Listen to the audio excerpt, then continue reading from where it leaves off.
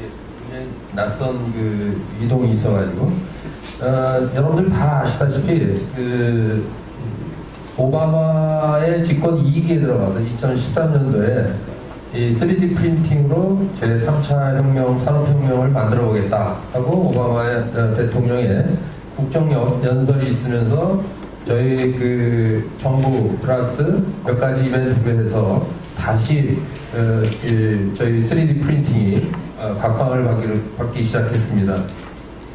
3D 프린팅은 1984년도에 처음 우주 산업을 위해서 이제 쓰임이 시작되다가 특허들이 풀리고 그러면서 의료에는 적응이 되면서 물론 여기 그 저희 연자로 오신 분들이 저도 포함해서 그 전부터 이제 썼는데 이게 이제 일반인들의 눈에 확 들어오는 사건이 이제 오바마 대통령의 언급.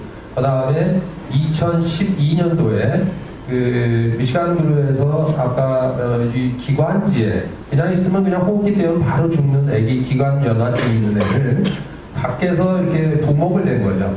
찌그러지지 않게. 숨 쉴 때 찌그러지니까 죽을 수밖에 없는데, 근데 이 아기를 PCL이라는 바이오 데그로더블 스플린트를 만들어서 이렇게 밖에 잡아준 겁니다. 별거 아닐 수 있는데, 지금 지나와서 너무 별거 아닐 수도 있는데 이런 걸 가지고 아기가 살아나가고, 그 다음에 2015년도에 다시 보고를 함으로써 기관지가 정상적으로 성장하고 있는 획기적임을 보고를 해서 일반인들의 눈에 띄었고요. 그 다음에 하자마자 3D 프린팅이 총을 만들어서 또 쓸 수 있다는 게 또 센세이셔널하게 뉴스에 나와서 아마 여러분들도 기억하고 계시는 분이 많으실 겁니다. 제가 이제 마침 그때 이제 이런 걸 암에서 썼다 해가지고 이제 약간의 이 주목을 좀 받게 돼서 오늘 이 사장까지 하는 것 같습니다. 저희 그 식약처에서 우리 그 선현 원장님 계신 식약처에서 이런 보고를 하셨어요. 2021년도에 전 세계는 1조 5천억 대의 의료 3D 프린팅 시장이 형성될 것이다 라고 트랜스페런시 마켓 리서치의 보고를 인용을 하셨고요. 국내에서는 아마 그때는 400억 원대의 의료 시장이 형성되지 않겠냐 하고 그 식약처에서 보고를 하셨습니다. 저희 의료학회 그 융합학회를 준비하면서 불과 몇 년 사이에 저희 의료 현장에서는 어떤 일이 있는가를 집약해주는 포스터입니다. 저희가 포스터를 만들면서 우리 이사 회원님들한테 지금 자기가 하신 분야에 사진을 한번 좀 내봐주세요 해가지고 만든 포스터입니다. 그래서 오늘 오전에 여기 이 품목들에 대해서 강의가 있는 거로 여러분들 잘 기억을 하실 겁니다. 그래서 이런 하중을 맞는 몸에 종양을 띄고선 발에도 들어가고 머리에도 들어가고 히프에도 들어가고 가이던스를 쓰기도 하고 유방에도 쓰기도 하고, 이런 아이디어는 유저들의 생각이 우리 인더스트리에 있는 분들하고 융합돼서만 나올 수 있는 결과였고, 아까 박인숙 과장님이 말씀하셨듯이 인더스트리에서 만들어서 제공하는 게 아니라 유저들의 생각을 상품으로 만들 수 있는 그런 시대가 왔다라고 말씀을 드릴 수 있겠습니다. 그래서 많은 그 석학들의 보고가 앞으로 3D 프린팅은 어떻게 갈 것이냐라는 걸 보면 희망 섞인 얘기들이 이제 많이 들리죠. 연구하다 보면 조금 이제 뭐 베끼는 점도 있지만 앞으로 결국에는 장기까지도 3D 프린팅으로 가는 시대. 그 다음에 3D 프린팅 우리 학회 만들면서도 3D 프린팅이라는 이름이 적절할까 향후에 그랬는데 아니다. 가장 알려지고 현실적으로 3D 프린팅이고 얼마든지 4D 프린팅 다른 이런 인포머틱스하고 연결할 수 있는 길이 우리가 생각하면 많이 열릴 것이다 라는 결론을 짓고 가장 친숙한 3D 프린팅이라는 이름을 썼습니다. 아마 오늘 강의를 통해서 아니면 현장에서 우리 의료인들이 느끼면서 되게 이렇게 되지 않나. 단기에는 현재 그 모델도 있고 서지컬 가이던스도 있고 뭐 이런 것들을 의료에서 적응을 시키면서 아이디어를 쉐어하고 손쉽게 하고 환자한테 좀 이익이 되는 방향, 이런 것들을 이제 해나가는 거고요. 지금 임플란트가 어느 정도 금속을 위주로 해서 나오기 시작을 했고요. 향후에는 좀 어려운 분야, 재료의 분야, 하드웨어 더 발전적인 분야, 바이오 프린팅 이런 것들이 있어서 발전해 나갈 것으로 저희가 기대를 하고 있습니다. 여기에서 이거 저희가 그 잡지에 나온 리뷰 잡지에 나온 3D 프린팅의 현재 의료에서의 적응에 대한 플로우 차트입니다. 여러분들 보시면 저기 서지컬 모델, 에듀케이셔널 모델, 메디컬 디바이스 뭐 이렇게 가지고 앞으로 향후해야 되는 걸 하겠죠. 지금 오늘 박인숙 과장님이 얘기를 하셨는데요. 시뮬레이션 모델은 수가 측정이 현재 안 되고 있잖아요. 그죠? 현재 시뮬레이션 모델이 좀 안 되고 있는데 여기 오신 많은 분들은 아까 우리 발표자께서도 아산에서도 했지만 3시간 동안 하다가 쓰러진 모습들 보이시고 그런데 이걸 그냥 내버려만 둘 것이냐 아니면 인공지능이 다 하도록 그냥 놔둘 것이냐 실질적인 많은 분들을 인커리지 시킬 수 있는 포션이 있다고 생각되고요. 그런데 의료에 오게 되면 상당히 이것이 누구나 막 만들어서 하면 감당을 못합니다. 국민건강 재정보험이라는 게 있기 때문에 그걸 감당을 못하고 바로 여러분들의 뭔가 의료비 수가가 올라가게 돼 있죠. 그래서 양날의 칼을 갖고 있는 거기 때문에 여기에 대해서 자유롭게 여기에 대해서 의견을 갖고 오신 패널리스트들이 있으시면 제가 지정을 안 해도 좀 얘기를 해주시기 바랍니다.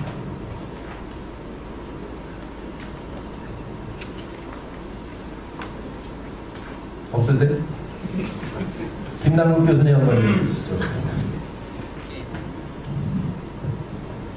저는 이제 병원에 있는 이제 MD가 아니라 이제 PhD로 제가 이제 98년에 이제 3D 그때는 래피드 프로토타이핑이었죠. 그런 회사를 만들어서 이제 우리나라에 한 100개 이제 성형외과나 부가암면외과에 이제 헤드앤넥 모델 이제 스컬이 복잡하니까 그리고 수술 시간도 오래 걸리지만 자르고 나서 이제 미적인 것도 중요하고 뭐 이런 여러 가지 복잡한 수술에 이제 시뮬레이션 모델을 쓰기 시작을 했고요. 실제로 이게 이제 드라마틱하게 수술 시간도 줄여주고 이제 어떤 경우는 뭐 95% 정도 줄여줄 수도 있고 반 정도 줄여주는 라든지 또 뼈를 이용해서 수술 가이드를 미리 만들어 가지고 하면 수술장에서도 이제 모델 기반으로 이제 아까 목업을 만드냐 뭐 이런 걸 비슷한데요. 그런 게 들어오면서 실제로 의학이 굉장히 컨트리뷰션 하고 있다고 생각을 합니다. 근데 그게 아주 특정한 분야, 이게 건강보험이 지원하지 않은 뭐 성형이라든지 뭐 이제 치과 분야 말고는 이게 이제 수가가 안 돼서 광범위하게 퍼지지를 못하고 있는데 이게 이제 우리나라가 전 세계적으로 지금 같은 시기에 컴피티션을 시작을 했는데요. 특히 일본 같은 경우는 작년에 수가도 풀렸고 정형외과 몇 개 30개 정도 풀리긴 했지만 그래서 이런 시뮬레이션 모델이나 영상 플래닝이나 이런 게 좀 더 많은 분야에 쓰이면 국가의 경쟁력도 좋고 여기 있는 신사업 창출도 좋고요. 저는 개인적으로 4차 산업혁명이 우리한테는 위기이자 기회라고 생각합니다. 산업혁명 자체를 250년 늦게 시작했는데 저희 게임의 룰이 바뀌고 있지 않습니까? 그래서 저희가 잘할 수 있고 의사 접근성도 좋고 저희가 아이디어도 좋고 이런 거를 저희 이제 우리나라 산업을 발전시키면서 이런 것들에 대해서 이제 전폭적으로 어떤 식으로 지원이 돼야지 실제로 의학 전체가 규제 산업이기 때문에 규제가 안 풀리면 아무것도 못 하거든요. 그래서 이제 그런 것들을 좀 전향적으로 좀 생각해 줬으면 고맙겠습니다. 여기 오늘 급여과장님 나와 계신데 한 말씀 해주시겠습니까?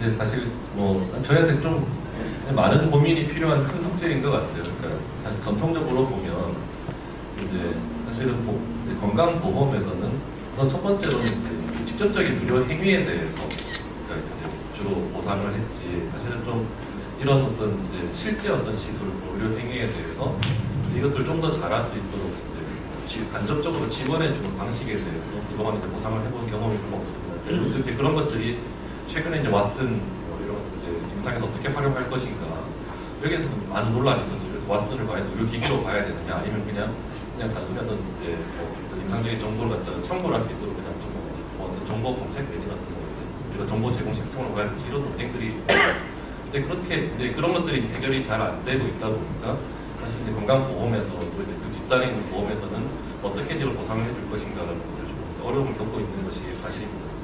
근데 어쨌든 점점 더 이제 이런 기술이 발달하고 좀 이제 전통적인 어떤 의료 영역이라고 생각했던 것 외에서 많은 어떤 기술 진보들이 이루어지고 있고 하기 때문에 이런 부분들을 어떻게 이제 보험 내에서 이제 보석할 수 있을지에 대해서 고민을 하고 있고 이제 특히 이제 시뮬레이션 내지는 이런 가이드 제작 이런 부분들에 대해서 저희가 이제 지금 네카에서 이제 신뢰기술 평가하는 문제들 이런 것들 포함해서 어떻게 이제 급여권에서 관리할 수 있을지 이런 방안들을 고민 중이고요.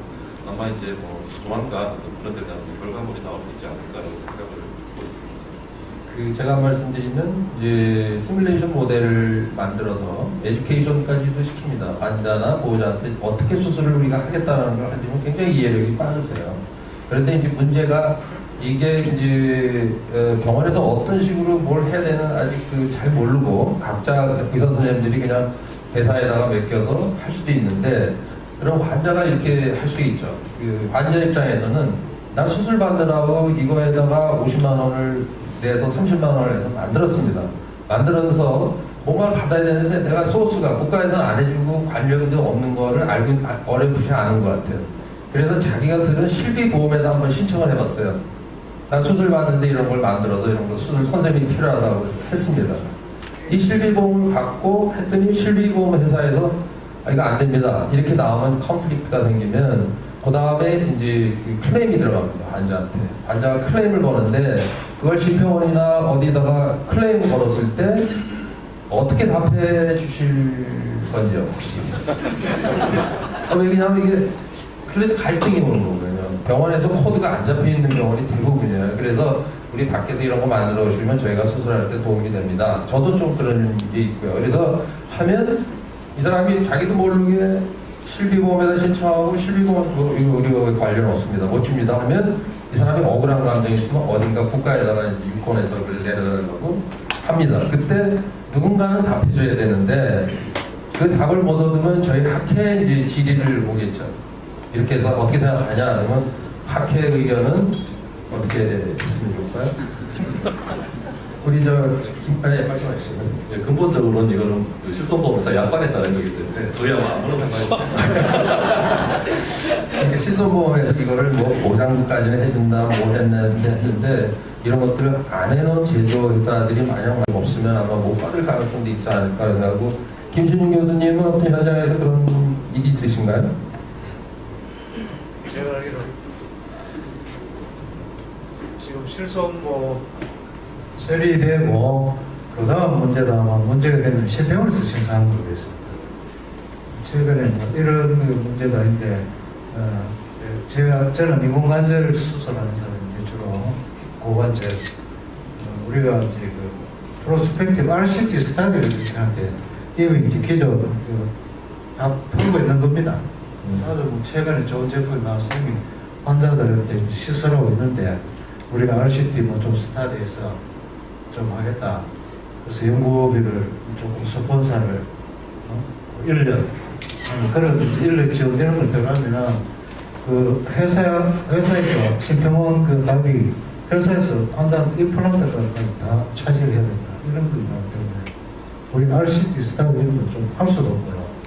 또 약품 같은 것도 보면은 RCT 이렇게 했을 때 연구비가 모자라니까 컨트롤 그룹은 기존 보험 급여에서 받은 그 그룹을 하고 그 다음에 우리 시험하는 그룹을 연구를 이렇게 하는데 이게 최근에 심평 같은 데서 유권에서 어떻게 들어가냐면 컨트롤 하는 것까지도 연구비에서 다 이런 것도 있고 굉장히 좀 문제가 되는 게 있습니다. 실손 관계는 저도 정확히 모르는데 문제가 되면은 심평원에서 심사를 할 수 있는 그런.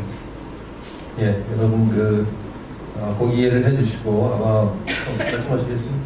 조금 부가적으로 설명을 드리면 그러니까 사실은 이제 이런 행위들이 의료 행위에 이제 이렇게 분류가 돼서 이제 복지부에서 이제 만든 고시로 한 급여 목록 또는 비급여 목록이 명확하게 이제 기술이 되어 있으면 그러니까 원론적으로는 이제 실손보험의 약관에서 이런 특정한 부분을 배제하지 않는 이상은 이제 기본적으로는 보상을 받을 수 있는 거겠죠. 현재 이제 이런 특히 3D 프린팅 같은 경우에 그러니까 일부 이제 변화 이렇게 이런 데 대한 어떤 인체 어떤 조직을 만드는 이런 분야를 제외하고는 사실 급여나 비급여로 등재가 안 돼 있기 때문에 다른 이제 시뮬레이션이나 뭐 이런 부분들에 대해서 또 특정한 어떤 비용이 발생했을 때 그 부분을 실손보험의 약관에서 별도로 이걸 보상해 준다고 정하지 않는 이상은 사실은 이제 그 보상이 제대로 되지 않을 가능성이 많고요. 이제 그 부분인데 또 대부분의 그 보험회사 약관들이 옛날에 만들어 놓은 것들 이런 것들 충분히 아마 반영하지 못하고 있을 거라고 생각이 듭니다. 그래서 이제 좀 이런 이제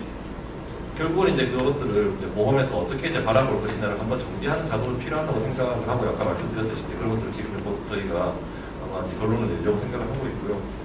또 한편으로는 이제 그 아까 이제 RCT 같은 걸 얘기하셨는데 사실은 심평으로서 명확하게 그렇게 이제 일본 해석이 나간 적은 없어요. 저희가 지금 이제 RCT 뭐냐면 그 건강보험법에서 이제 그 연구에 대한 어떤 비용 지원을 어떻게 할 것이냐라는 것을 바라보는 해석이 이제 조금 이제 그동안에 모호했었습니다. 그래서 그 모호한 해석들을 지금 이제 좀 더 분명하게 바로잡는 법 개정 작업을 진행 중이고요. 근데 이제 전체적인 방향은 그러니까 이제 이런 RCT를 할 때 그 직접적으로 이제 이제 저희가 그냥 그 환자가 연구 대상이 되는 환자가 꼭 이 연구에 참여하지 않았더라도 그 질병의 치료를 위해서 반드시 좀 필요한 그러니까 이런 이제 통상적인 치료에 대해서는 건강보험을 적용을 해주고 이제 그렇지 않고 이제 새로운 어떤 뭐 약이랄지 기기랄지 이런 이제 트라이를 하는 이런 부분들에 대해서는 이제 뭐 이 연구비를 뭐 기업이 부담하든 아니면 뭐 국가 연구비로 부담을 하든 그러니까 이런 방식으로 이제 정리를 한다라는 것들이 이제 기본 방향인데 그 범위를 근본적으로는 이렇게 연구잔도 임상에 대해서는 이제 그렇게 통상적인 진료 비용에 대해서는 보상을 이제 하는 방향으로 이렇게 잡고 있고요. 다만 이제 그 기업의 어떤 상업용 임상 부분에 대해서는 지금 조금 이제 뭐 저희가 그 법이 진행되는 과정에서 법제처하고도 그렇고 여러 이제 다른 논쟁들이 조금 있습니다. 여기 상업적 임상에 대해서 이제 통상 진료 비용을 이제 정부에서 부담하는 것과 살아가지 않다는 주장들이 꽤 있고 그런 의견들을 많이 제시하고 있어서 이렇게 좀 이견을 조정하는 작업 중에 있고요. 어쨌든 그래서 저희가 이제 여러 가지로 이견이 있을 수 있습니다만 저희는 이제 볼 때는 건강보험에서 이런 새로운 기술들을 가급적이면 저희도 빨리 도입을 하고 많은 환자들이 혜택을 볼 수 있도록 그렇게 이제 바라고 있습니다. 그래서 사실은 이번 NGS 같은 경우에는 전 세계적으로 굉장히 많은 시점에서 건강보험이 적용이 되는 거고요. 근데 다만 이제 이런 것들을 적용하기 위해서는 기존에 있던 이제 그 기술에 비해서 얼마나 새로운 기술이 이제 그 어떤 환자들에게 그 유용성을 제공할 수 있느냐라는 부분들이 조금 더 이제 명확해지면 이제 저희 훨씬 더 이제 건강보험 채택하기가 좋아지는 거죠. 그러니까 그 이전까지의 어느 정도의 어떤 근거 창출을 위한 부분들에 대해서는 국가 연구비로 좀 집중적으로 지원해 줘야 될 필요가 있고 그것이 이제 어느 정도 근거가 창출되고 또 환자들에 대한 어떤 이익들이 좀 이제 가시화되기 시작하는 시점에서는 건강보험을 적극적으로 검토를 해야 됩니다. 그 아마 학회 롤이 아마 그런 데 있지 않을까 그래서 전문가들의 리뷰를 통해서 이거는 그 근거같이 만들 감이 안 된다부터 금방 알아낼 수 있는 엑스퍼트들이 많거든요. 그래서 아까 우리가 자제하는 남용이라는 거는 절대 하면 안 될 것 같습니다. 그래서 학회 차원에서도 아마 그런 것들을 나중에 이제 저희가 적극 참여해서 올바른 길로 갈 수 있도록 노력을 하겠습니다. 예, 죄송합니다. 예, 혹시 지금 복지부에서 나오셨는데 혹시 3D 프린팅 저희 오늘 발표하신 많은 그 사례들 있는데요. 그게 실제로 2016년에 어느 정도 예산이 지출이 되었는지 그건 한 가지 묻고 싶거든요. 왜냐하면 오늘 2021년에 한국에서 약 400억 창출되겠다는 그런 예상을 하셨는데 왜냐하면 실질적으로 2016년도에 오늘 오신 분도 많이 계시는데 이런 부분에 정부에서 예산 어느 정도 지출이 되시고 한 가지 묻고 싶고 그리고 우리 박예수 과장님한테 지금 질환별, 품목별 이렇게 허가가 나오고 실제로 줄기세포 같은 경우 일본에서 이제 방방 난치성 그런데 막 한정되게 허가가 나오고 있는데 저는 이제 임상의로서 그렇게 생각합니다. 치과에 있는 맨디블 본이나 제가 하는 이쪽 뼈는 뼈 조직이거든요. 그럼 같은 티타늄을 씁니다. 그 다음 제조 공정이나 과정 이렇게 비슷합니다. 그러면 여기에 따로 허가를 내고 여기에 따로 허가를 내야 될 필요가 있습니다. 잠깐만요. 그 첫째 질문 혹시 그 좀 어려운 질문이신데 그 국가 재정에서 얼마나 나갔는지 첫째 질문만 일단 제가 알고 있지 못해요. 그러시죠. 조금 아마 어려운 부분이 있을 것 같고요. 나중에 한번 통계를 뽑아도 좋을 것 같습니다. 두 번째 질문에 대해서는 뒤에 아마 비슷한 내용이 제가 질문으로 있었어요. 김 교수님의 질문은 두 번째 거는 약간 유예를 듣다가 답을 들어보도록 하겠습니다. 저희가 시각처에서 지금 세 분류를 했습니다. 그래서 모델링, 프린팅, 퓨처링. 이 첫 번째 모델링에 대해서 굉장히 산업에 계신 그 인더스트리얼에 봉사하시는 분들하고 실제로 이거를 제공하는 많은 우리 테크니컬한 그런 하시는 분들하고 의료기기 생산을 위한 이게 굉장히 많이 드는데 앞으로 병원에서 환자 오리엔티드 때문에 현재 의료인의 법률이 또 제한이 되는 게 있고요. 그다음에 밖에서 또 뭐 할 때는 조금 더 다른 게 나와요. 그래서 저희가 학회에서 교육을 하려니까 전문가, 병원 내에서 직접 일하는 분도 필요할 것 같고 밖에서 아까 말씀하신 대로 소프트 프로그램을 의료기기가 만드니까 그것도 취급할 수 있는 분들이 있으셔야 될 것 같은데 여기에 대해서 그 답을 해주실 분이 있을까요? 그 자격, 영상 처리 자격에 대해서? 지금 저희가 의료기기로 그러니까 의료기기 해당되지 않는다고 해서 뭔가 굉장히 많은 자유라든가 뭔가 이렇게 방임하거나 그런 게 아니라 아까도 말씀드렸지만 회사 스스로, 그러니까 제조업체 스스로 자기의 제품에 대해서 관리를 충분히 스스로 할 수 있는 자기 그런 범주 안에 그래서 저희가 품질 관리 체계라고 하고 GMP를 얘기를 하는 거고 그런 설비 안에 분명히 가서 분명하게 하라는 그런 의미로 받아들이시면 될 것 같고요. 규제 안에서 우리가 반드시 조건을 따져가지고 저희한테 일일이 다 허가를 받아야 된다는 그런 의미는 아닌 거고요. 그 다음에 지금 저희 이제 소프트웨어가 의료기기는 아닌데 저희도 지금 앞으로 아까 제가 현장에서 3D 프린터를 쓸 수 있게끔 하기 위해서는 여러 가지가 필요하다라고 말씀드린 것처럼 아마 이제 고용노동부에서도 3D 프린터 관련된 자격증에 대해서 고민을 할 것 같은데 그거와는 다르게 저희 의료 분야는 뭔가 더 특화된 그런 의료 기술과 관련된 그런 이제 자격이 저희는 분명히 필요하다고 생각을 하고 있고 저희 올해 지금 현재 그 전문가 그러니까 자격증을 어떻게 지금 관리가 필요한지 안 한지 의료 분야에 그리고 그거를 그러니까 자격증을 만들어야 되는지 정부에서 관리를 해야 되는 건지 이거에 대해서 지금 현재 연구 사업이 나가 있습니다. 그래서 그 부분을 좀 참고해 주시면 될 것 같고요. 이거는 정확도 관리나 이런 부분은 저희는 정말 필드에서 어떻게 해야 되는 건지 할 건지 그거에 대해서 더 얘기를 듣고 싶습니다. 예, 김성균 교수 건국대에서 오셨는데요. 제가 알기로는 한 십몇 년 동안 이 부기동 에어웨이 이런 거 관련해서 굉장히 측정 모델을 많이 하신 것 같습니다. 이 모델을 스스로 만들고 어떤 실제로 시험을 해서 했을 때 이 정확도라는 게 어떻게 판단하십니까? 실제로 모델링을 하는 데 있어서는 영상의학과랑 그다음에 엔지니어랑 또 담당하는 우리 의사 선생님들의 융합 연구가 필연적으로 있는데 사실은 여기서 3D 프린트 자체의 성능을 문제 삼는다는 것은 적어도 우리 병원용으로 사용된 데서 좀 맞지 않는 것 같습니다. 왜냐하면 3D 프린트의 원래 목적은 모델링에서 나온 파일, 보통 STL 파일이라고 하는데 일반 CAD 프로그램에서도 나올 수 있고 그걸 집어넣으면 그대로 만드는 게 3D 프린트. 물론 소재에 따라서 다른데 제가 하는 이 호흡기는 정형외과 관련된다고 훨씬 어렵습니다. 굉장히 유연하고 변할 수도 있고 그래서 최종품을 갖다가 어떻게 판단하느냐라고 볼 때 저 같은 경우는 만들어진 거는 실제로 CT 데이터를 다시 CT를 찍어서 비교를 해보고 있어요. 그랬더니 실질적으로 많이 차이가 나더라고요. 그래서 아까 그런 데 관련된 전문 인력이 필요하냐고 물어보신다면 당연히 필요합니다. 아까 서너 시간 만드는 굉장히 고통스럽다고 했는데 호흡기나 혈관을 만드는 데서 세계적인 논문을 볼 것 같으면 한 3년차 되는 레지던트랑 그 다음에 PhD 스튜던트가 합작해서 3주 걸린다고 말했어요. 영국 임페리얼 칼리지에서 옥스퍼드 의과대학과 더불어서 같이 한 세계적으로 제일 잘 만드는 모델링을 잘하는 회사 연구팀인데도 불구하고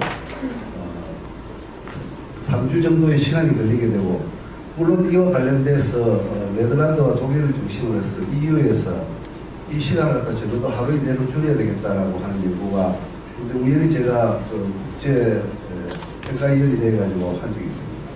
그렇다고 본다면은 모델링 하는 단계가 가장 중요하고, 그 모델링은 3D 프린터라고 하는 것은 원래 이론적으로는 들어가는 인력 그대로 만들어주는 거니까, 그 회사가 이런 의학 재료를 각각 들어갔을 때 어떻게 만들어지느냐, 거기에 대해서 평가를 내리면 되는 것이지, 실제로 병원에서 중요하게 생각해야 되는 것들은 그런 모델링을 하는 전문 인력 팀이 만들어야겠다고 할 것 같지만, 다양한 부서에서 그 팀을 갖다가 활용할 수 있다고 되어 있습니다.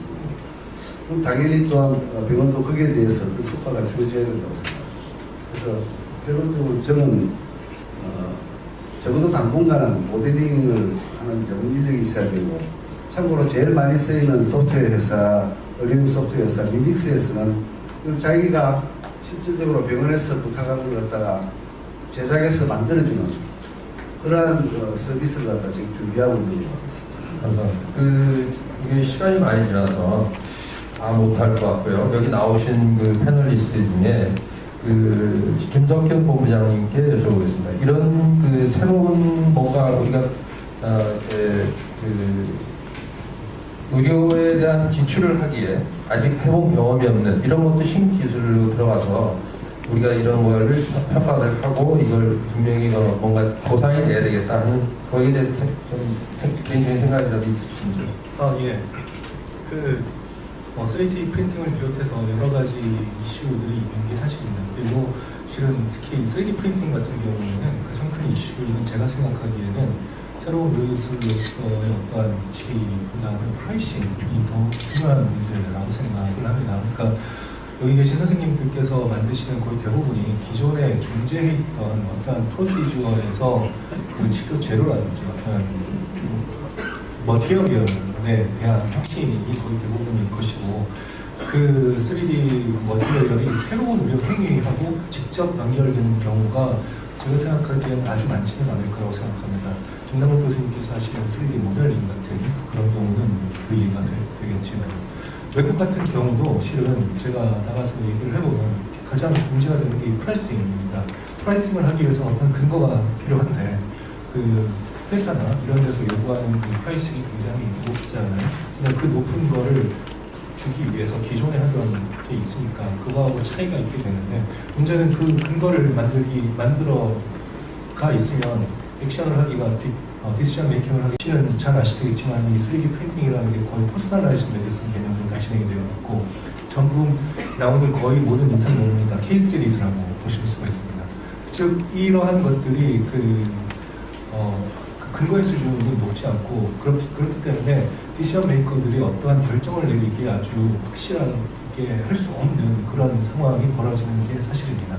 그래서 실은 이러한 프라이싱의 문제는 우리나라만이 겪고 있는 문제도 아니고, 또한 이게 해가 가면 갈수록 급격하게 프라이스가 다운된다는, 그 생산 코스트가 다운된다는 것도 있고요. 근데 보험 정책에서 한번 코스트를 정하기에 그렇게 플렉서블하게 금방 어저스트를 할 수 있는 것도 아니기 때문에 이러한 여러 문제들이 있어서 각 나라에서 어려움을 겪고 있는 걸로 저는 알고 있습니다. 똑같은 비슷한 상황이 우리나라에 있는 거라고 생각되고, 우리나라가 조금 다른 점은 우리나라는 행위 결수가제로 되어 있기 때문에 모든 의료 행위가 리스팅이 되어 있어야 하는 게 사실이고요.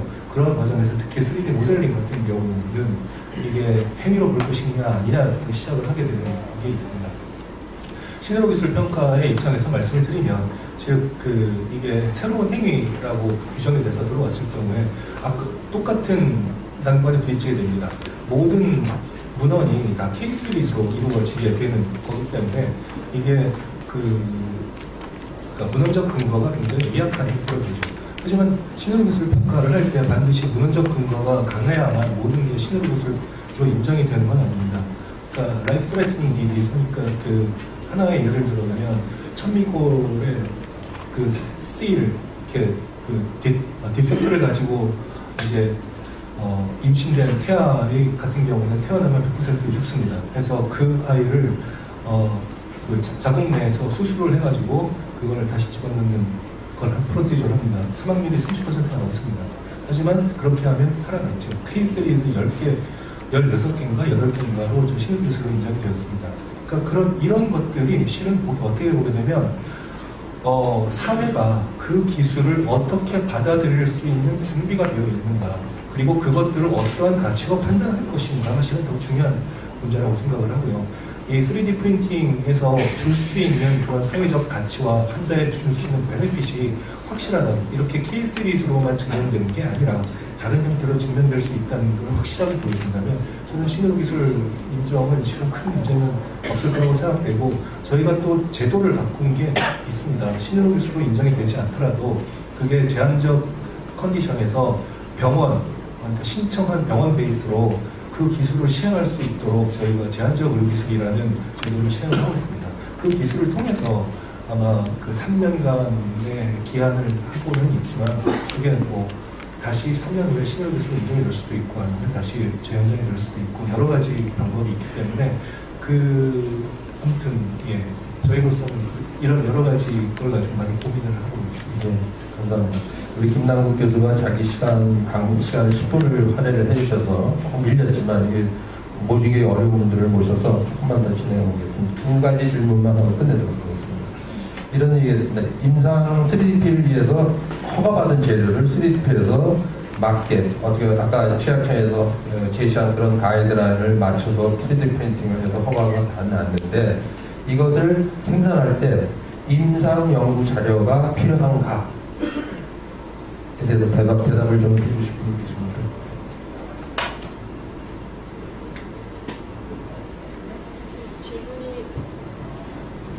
기존에 이제 허가가 나 있는데, 예를 들면 이제 오미탈 메쉬가 이제 허가가 나 있는데 3D 프린터를 이용해서 타이타늄 갖고 오미탈 메쉬를 만들었다.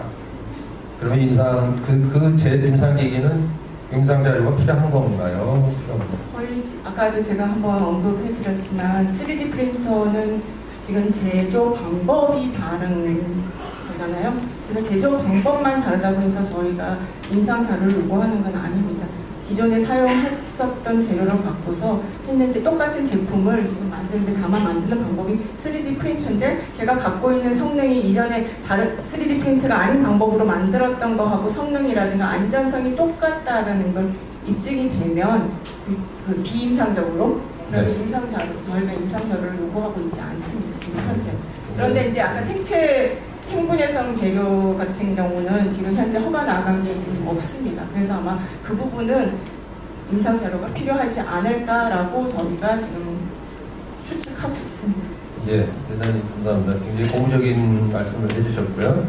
마지막으로 한 가지 질문을 드리면, 이게 지금 프린터가 자유롭게 모니터가 자유롭게 가지 않아서 저희가 보여드리기가 좀 그런데, 융합의 장에서 그러면 마지막으로 우리 그 의료뿐 아니라 산업계도 좀 발전을 하기 위해서 우리 산자부의 우리 김영성 연구위원께서는 어떤 그 산자부의 그 정책을 갖고 계신 게 있으신지요? 예, 아까 저희 이제 전자전기과 과장님께서 말씀하신 것처럼 산업부 전체, 그러니까 과 차원이 아니라 부 차원에서 3D 프린팅 쪽으로 이제 많이 지금 관심을 기울이고 있습니다. 왜냐하면 여기 전문가분들께서 훨씬 잘 아시겠지만 제조 측면에서는 공급자 중심에서 수요자 중심으로 가고 있는 측면, 거기서 3D 프린팅이 갖고 있는 중요성에 대해서 너무나도 저희도 잘 알기 때문에 그쪽으로 이제 저희 부 전체에서 대응을 하고 있고요. 그래서 이제 각과에서 4차 산업혁명 대응 방안을 마련하면서 여기 중요한 축으로 저희가 갖고 가고 있습니다. 근데 그런 기술적인 방향성이라든지 그런 거는 여기 전문가분들께서 훨씬 더 잘 알고 계실 테고요. 다만 제가 한 가지 언급과 제안을 드리자면, 언급은 저희가 이제 3D 프린팅 자체가 갖고 있는 메리트가 저는 제조 쪽에서 아주 열악한 환경, 특히 북한과 같은 아니면 개발도상국과 같은 제조 시설과 의료 환경이 아주 열악한 쪽에서 아주 유용했을 것 같습니다. 왜냐하면 통일이라는 걸 언급하기가 저도 좀 지금 시점에 좀 힘들긴 하지만, 통일이 된다면 저 북한의 열악한 의료 환경을 개선할 수 있는, 현지에서 생산할 수 있는 그런 능력, 이게 이제 스마트 팩토리하고도 연결이 되겠지만 의료 쪽에서는 더군다나 더 그 열악한 측면을 메꿀 수 있는 어떤 가장 중요한 것이라고 생각이 들고요.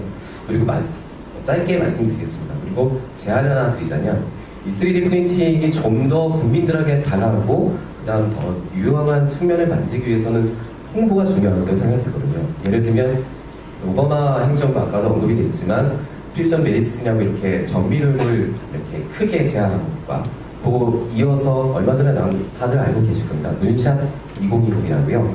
그게 이제 지금은 추석 때문에 그 이름을 못 쓰게 돼 있지만 어쨌든 암 환자의 케어에 대한 국민, 그러니까 행복의 질을 높이기 위한 미국 행정부의 노력이라고 생각이 들거든요.